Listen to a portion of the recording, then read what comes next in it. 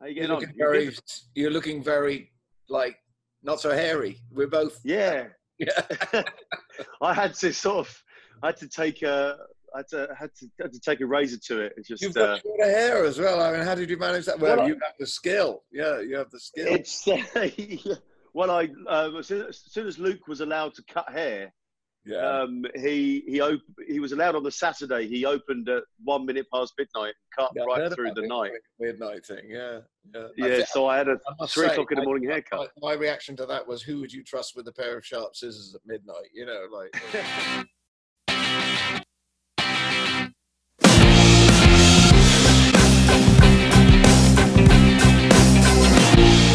Hi, welcome to the Need2Know music show with me, Ronan MacManus, here on Switchbox TV. And today I'm joined by one of our greatest living songwriters and easily one of my top 4 brothers. You know him as Elvis Costello. How are you?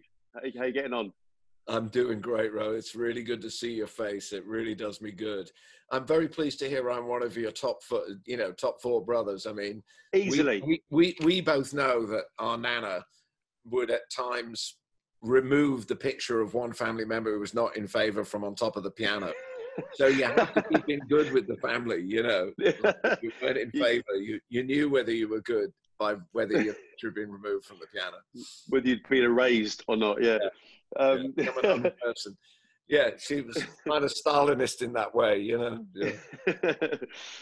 Yeah. She'd have done well in this day and age, I'd say. She would have been a demon on social media. I know she would. Yeah. Last time we sort of spoke at length, really, I suppose.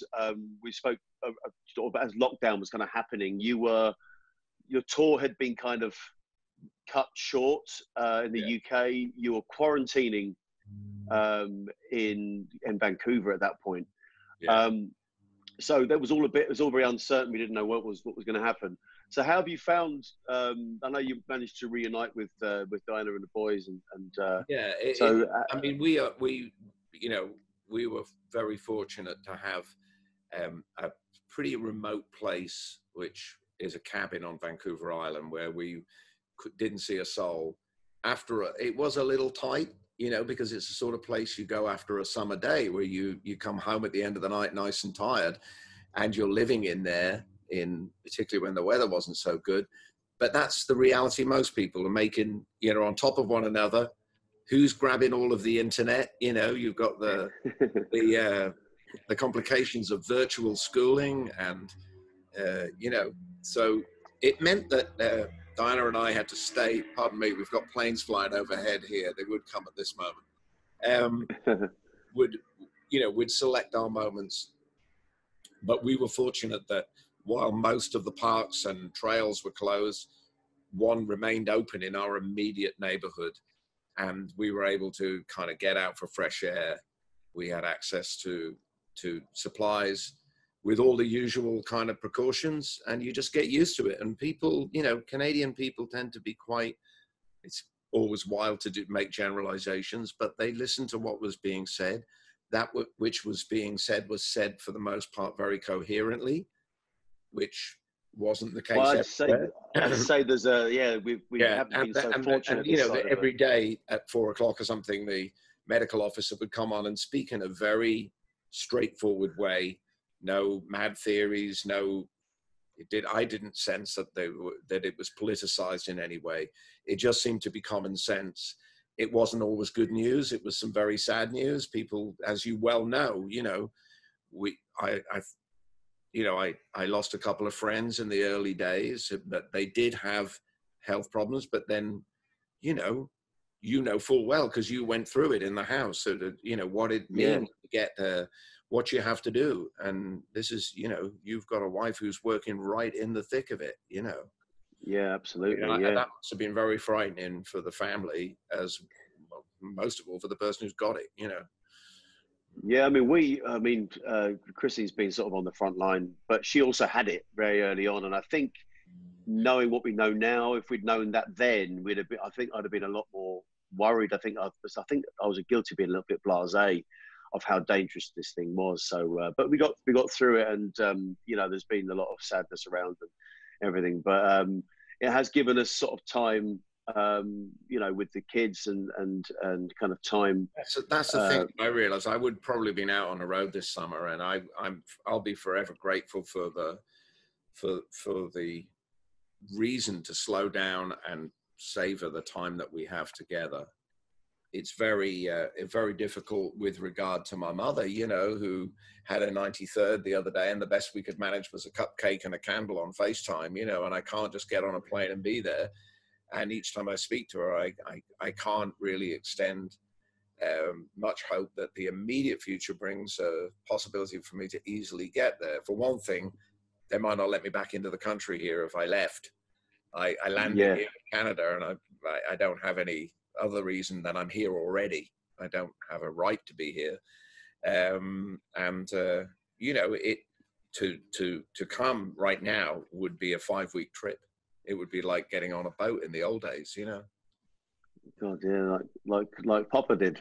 Yeah, it would be like Papa going away for, you know, so I'll see you in a month and a half, you know, because it would be to make, you know, you'd have to do, and I don't really understand how quarantining in a hotel is really quarantining, because you're not taking care of your own needs. You know, you'd have to get a fresh towel now and again and something to eat. So you're still in contact with people. So, you know, even the logic of it, and when you're thinking about an older person who is vulnerable, that's one of the main reasons to not be selfish and pay attention to the advice. It isn't necessarily your own health, which might be quite robust. But as we know, even some younger people can have conditions that, you know, it would be ill-advised for them to be exposed. Certainly older people don't do very well, which is why there have been so many fatalities in nursing homes, you know. But you've been pretty busy with musically. We've had 2 releases so far from this Helsinki sound. Yeah. So this is the Helsinki sound. Well, that's what I wanted to give it a name, because it was my you know, my own work, so to speak. I didn't want to blame anybody else for that row. But I do enjoy going in and playing everything myself, because you know, obviously it's within my own limitations on certain instruments, and making. I just took the attitude that everything in the band was a drum. You know, that like I can't play the drums in a conventional way, so the accents are coming off guitars and organs and things like that. So if you treat everything like a drum, you can't really go wrong. For this kind of anyway, yeah. I mean, it's definitely a contrast from Look Now. I mean, it's a you know, it was a surprise to hear something so different, and I think it was, and it's really certainly seems to suit the world today. I think that is a complete coincidence. He couldn't lay claim to it being decoding anything, and that's presumptuous at the best of times. But it is a noise that it was the way I felt, and it was the way I felt, you know, back in February before any of this became apparent. So, I mean, some things were apparent before the pandemic, you know, but the first song, No Flag, you know, is the mind of somebody who's reached the end of their tether, so to speak. Now that's not necessarily the way I feel every day, you know, but it's the place you get to more often than is comfortable. So that's you know, that's what you represent. The second song is a tangled tale of a, you know, a formerly powerful gossip columnist who now finds herself completely, you know, obsolete, I suppose, in a world in which, as the song says, everyone has a megaphone, you know, and that's kind of a satirical tale, you know, because it's obviously somebody who used to think of themselves as wielding power, and they really don't anymore, and that's kind of true, you know. Yeah.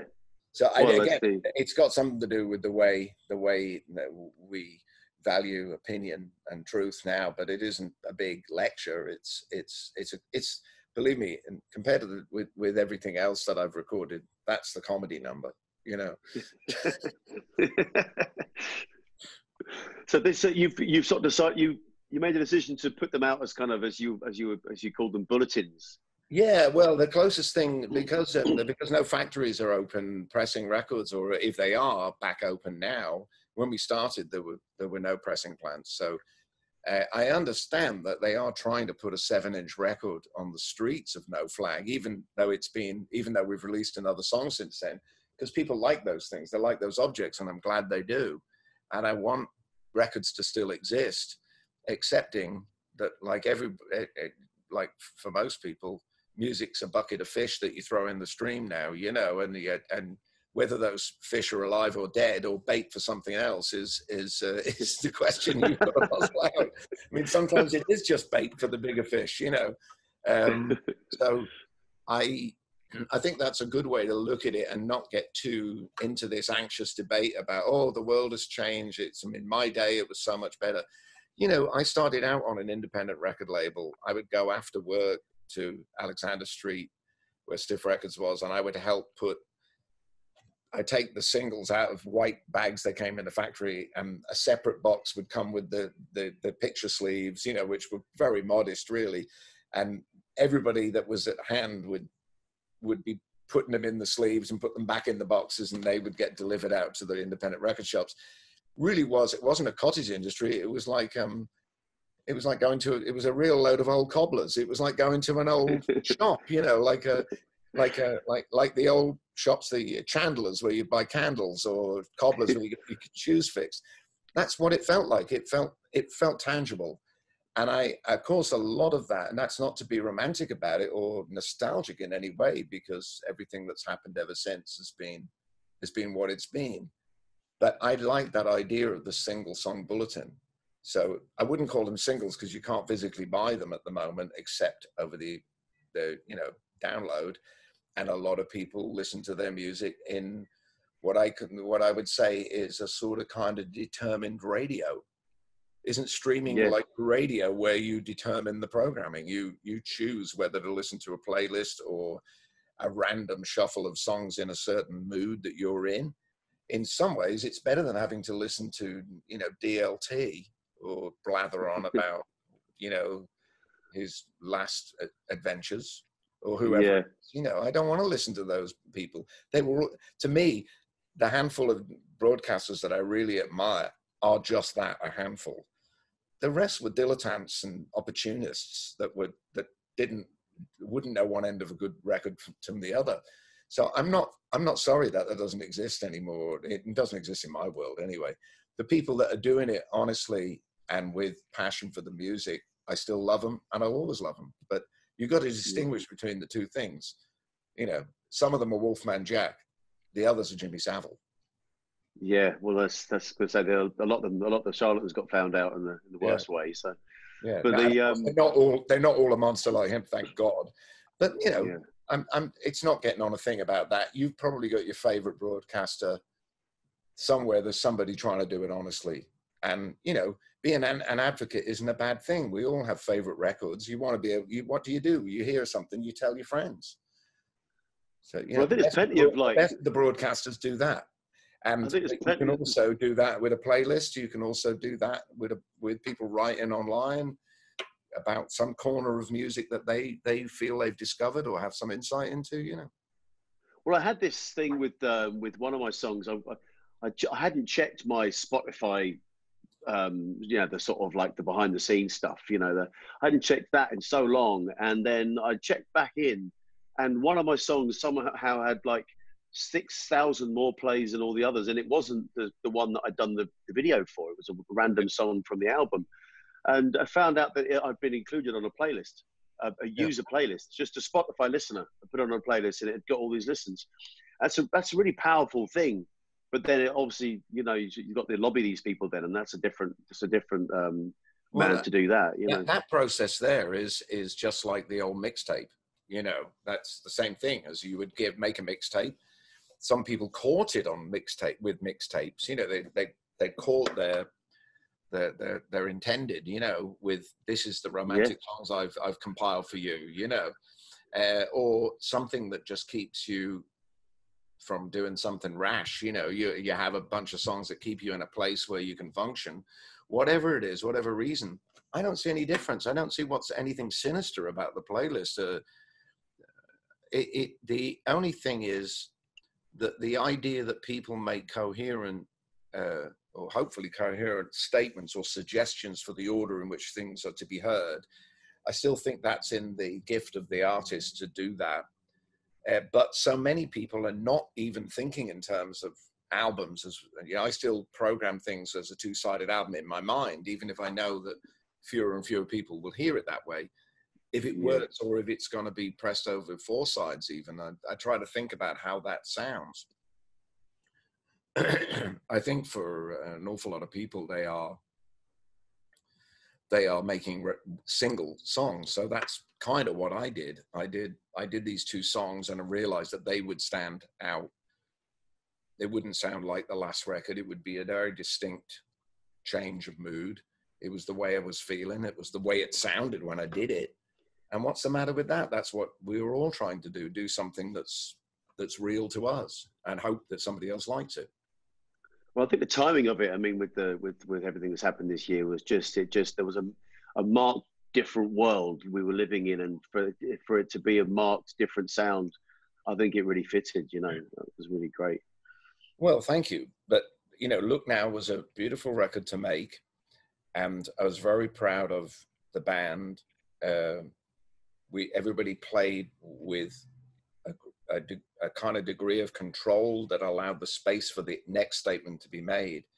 Obviously, the approach of the Helsinki sound is me in there with a box of tricks, a box of tools, a jazz master, a 1950s rhythm ace, singing the rhythm part into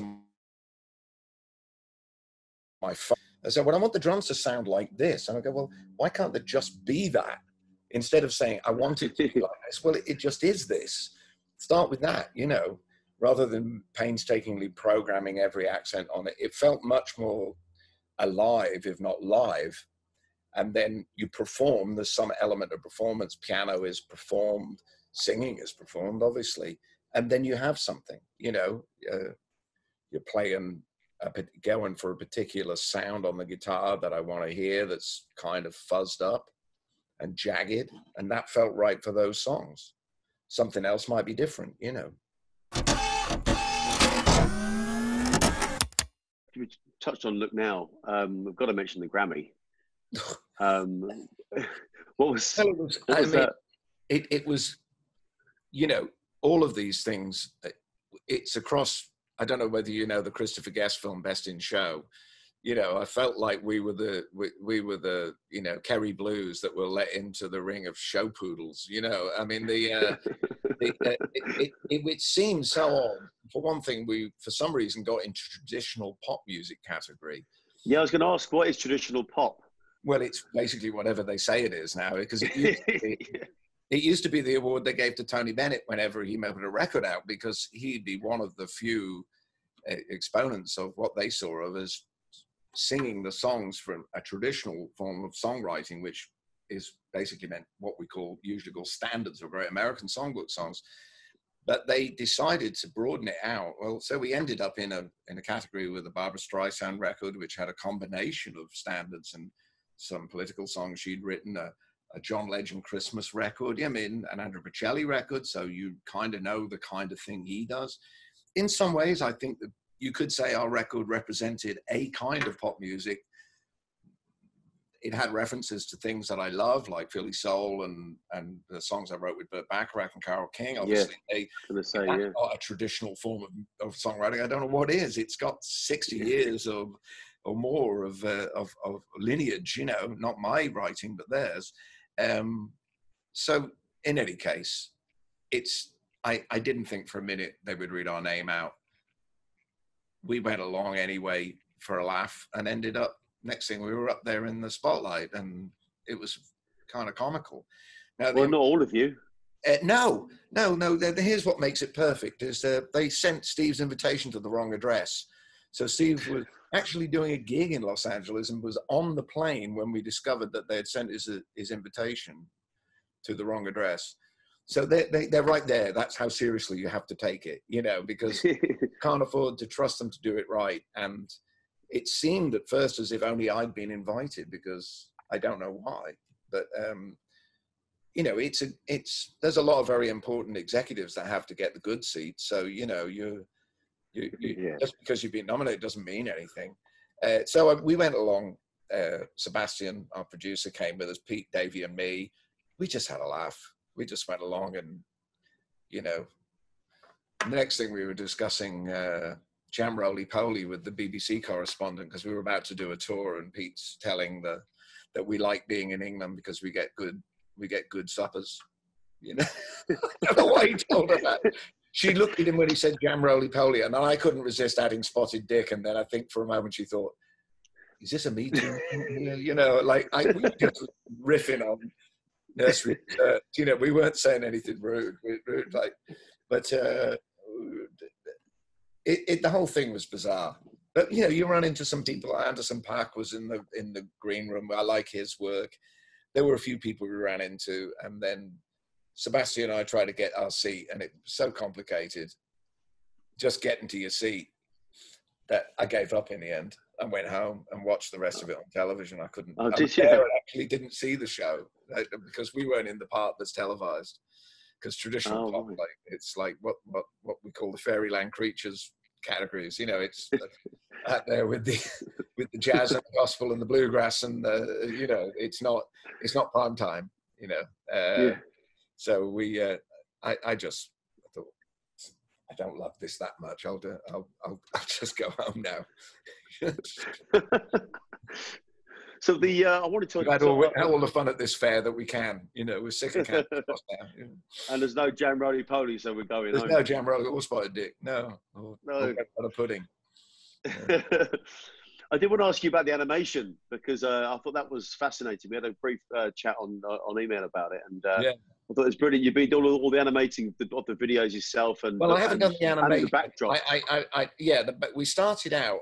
I did a couple that they were kind of, you couldn't call them animated. They were really just still frame montages. Obviously, inside iMovie on a Mac, you can do a degree of transition. There are some, that it comes with certain transitions, and you can travel within frames and do like a rostrum effect. So you can put a limited amount of movement into it. And I did a couple of clips for Look Now songs, which when I look at them now, they look very primitive, but at least they were my own work. Again, I wasn't really looking. The days of hiring, a yacht and sailing, the waters off Sri Lanka and like Duran Duran or something, we're long gone. Those years when the mid-year we'd be wandering the streets of Vienna recreating The Third Man, or for that matter, many of our own videos, which will. I was going to say, even running into the water in Hawaii, we're holding a ukulele.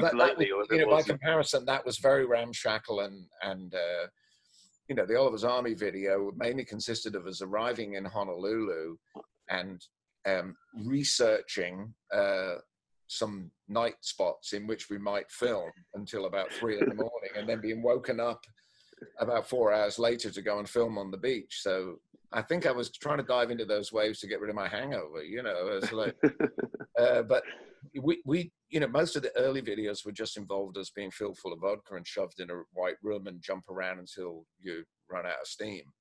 There wasn't much story. Then we did make a few of those acting out videos, but they were mostly done very tongue-in-cheek. It did get progressively more absurd, and obviously once MTV was hungry for more and more shiny things, those people who could do that well, people who could dance well, people who had good visual ideas, or simply looked good on camera, or found somebody who looked good on camera to stand in their video, prevailed. So this sort of scribbling on things, and of course, since the record companies claimed to run out of money, they switched over to this lyric video notion, which is basically like Follow the Bouncing Ball in the old, the old vaudeville idea. Yeah. It's really a version of that. And it's done with different degrees of invention. Sometimes you see one that creates an atmosphere around the song that is really good. I started to do them, as I said, with a montage. And then before we did our run last summer with Blondie, on a bill with Blondie, they have a big big visual dimension behind them. I thought, well, we can't go onto a blank screen. So I did these things, and I got in touch with this fellow called Paul Guthrie, who goes by the nickname Arlo. And he, an Aussie who lives in Minneapolis, and he and I seemed to hit it off. And we did the backdrop montages. As you know, they range from very abstract kind of squiggles and daubs to pictures of our grandfather, Pat, and my maternal grandfather, Jim Ablett, which I put into the context of peace, love, and understanding, which was, a lot of people commented that they liked seeing that because it made it apparent that a song that we'd sung for 40, and this is the way I felt about it anyway, a song that's sung for 40 years has a personal implication if you put a member of your family in the narrative, even if it's there's a context of something going on behind you. You don't expect people to make note of every image going on behind you. I thought that was really powerful. It felt really like powerful. It had some, it wasn't just a bunch of, pretty pictures. And so that as we moved on, the later video for Look Now was done by a video artist and did a good job, but I still felt like I liked the idea of it coming from me, not because I think I'm any great shakes as a cartoonist or whatever you call this thing, but I do see the pictures the way I do, and I found a way to create images that I piled them up, and with Arlo, we'd seem to strike a good rhythm. I could send him a group of images and say, I think this is the first verse. Put this and combine, in No Flag, I wrote the words out, the Hedy O'Hara, the words appear typeset across some of the images. And we have another song coming out a couple of weeks from now where I think the balance between the images and the words is the best yet. So it's really been a pleasure to work with him because although they are handmade, homemade, once he gets to work on it, he finds like little elements inside some of my pictures, and then he animates elements of my illustrations. There's a technique by which he can grab a flower and have the petals fall off it or something like that. Some sort of way he creates movement as opposed to just cutting from frame to frame. So it's not like an animated cartoon. You know anything about animation, that's thousands and thousands of minutely different images, most of the time these days, not generated by an artist with a pen, but with a computer. But that doesn't mean that it isn't at a high level of art, or stop motion, which is a fascinating form of animation, which I really love, that Wes Anderson uses and the Leica films use, which are great favorites in this house. I would love to do something like that, but that's a much bigger undertaking. These are things that are done just to get the word out, some sense of the song, some mood. And I think the No Flag video, it seemed to catch people's eye. And that's good. Well, I think people kind of, I know a lot of people came to me and the view, what they loved was it was kind of harked back to that DIY early years, that kind of, that I think it really kind of echoed a lot of the early sort of stiff stuff. And I think people liked that. I didn't consciously think it was connecting to that, but I can, as I said, I feel as if the whole approach to recording now and putting records out and single bulletins in the short term is something that is recognizable to me. I don't feel inhibited because that's what we're doing, because it's what I knew originally. I, for the most part, disagreed with the choices of singles released from our records beyond the most obvious choices early on. Up for the first 2 or 3, 4 records, the singles chose themselves. After that, I was nearly always in disagreement with the American record company about which song they should release. And in almost every example, they released the wrong song and it didn't have the impact they claimed it would. And I always feel, well, you might as well have gone with my choice. At least it was the one I felt strongly about, Yeah. So now you're doing that. Into that trap, and it's all this nonsense about You got to get, because that one's going to play. And then once radio became highly formatted, which we see less of in the UK, but is really paralyzed the creative impulse in radio. In America, became highly formatted in the 80s. And the programming was no longer done by the people talking on the air or the program director. It was mostly done off-site by a consultant, like a Moneyball approach to music. And we know how good that's been for sport. You know, it sort of elevates a sort of analysis of statistics rather than the instinct that a player has a great talent, you know, which sometimes can't be calculated in numbers. Same with music. It's extremely difficult to calculate people's worth based just on their sales or the number of plays they get in this format. Yes, you can, what that's about investment. That's like playing the stock market. It's nothing to do with the creative impulse. Well, what I was going to ask you is, what do you think this technology of doing your own animation, you know, your own videos and that, would that have been a good idea to give that technology to a young Elvis Costello? I couldn't have imagined it because we didn't, you know, we didn't have that. You know, you have to remember events in your life where you go, and then I called. You come to the end of this anecdote and you go, and then I called him or her. And you go, that means that you went to the telephone in your house and picked it up and dialed it with a rotary dialer, or you went to to the phone box. You didn't pull something out of your pocket. So the news, I saw it on the news, which means at 6 o'clock or at 9 o'clock, you saw it on the news at specific time. It's not that long ago.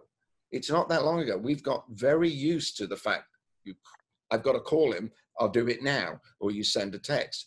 The news, I want to know what's happening. Even if it's invented, even if it's a sort of, you know, something which is being amplified by its repetition, you can see it all the time. So I don't think you can compare what we live in now to what I started in. I mean, the Beatles records were put out on 78s in India and some other territories. They called in 1962, 63, the Beatles records were still being pressed in some parts of the world on 78 shellac records because that technology had not been overtaken by vinyl. I obviously caught the back end of the vinyl era, and I remember them coming to me. I remember my record company who distributed the albums in the mid-80s giving me a gift of this very expensive new device, which was a CD player. That's very nice, except I don't have any of these discs, so I can't use it, you know. And then they started appearing and they told us, well, we're going to have to pay you less on those CDs because they're so expensive to produce, which we now know to be an utter lie because, you know, you buy a big stack of them for $10, you know. So all of that stuff, each time there's an innovation in technology, there's something lost and something gained. I mean, everybody said these CDs, they're indestructible. No, they're not. They sound better. No, they don't. That's demonstrable, you know. Tape compression has a certain warmth. So now people that create guitar pedals and things spend a lot of time trying to model pedals to mimic analog warmth, tape compression. The same with plugins for your computer recording. You can go to Abbey Road and download all of the plates and everything. If you want to do that, if you want to feel as if you're in the environment of a Studio 2 at Abbey Road, you can do that now. It's a little bit of money to do it, but this is where we've got to, where there's the acknowledgement that the technology has not advanced beyond the only way in which it's advanced is our ability to do as we are doing now, talking over thousands of miles on a video link, and therefore to be able to record and transmit music to one another. But there's good and bad to that, isn't there, as well? Because it becomes valueless. People assume it should be free.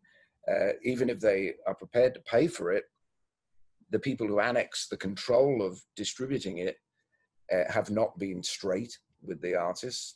they have said this, they've run that CD scam again. This internet thing is so expensive that we can't possibly pay you what we should be paying you. We'll pay you nothing. You know, it's taken 10 years to get Spotify's arm up their back to pay a fraction of what they should have been paying. They've been running their business off everybody's output. So has YouTube. So have all these basically ideas for corporations have become reality. They've willed them in, and everybody has subscribed to it to the degree that they're, or not just music, but everything, their pictures, their ideas, their writing, their personal information is currency, and it has a financial worth, a massive financial worth that's been perceived by a few people who are basically rogue traders. You know, the Mark Zuckerberg parasites.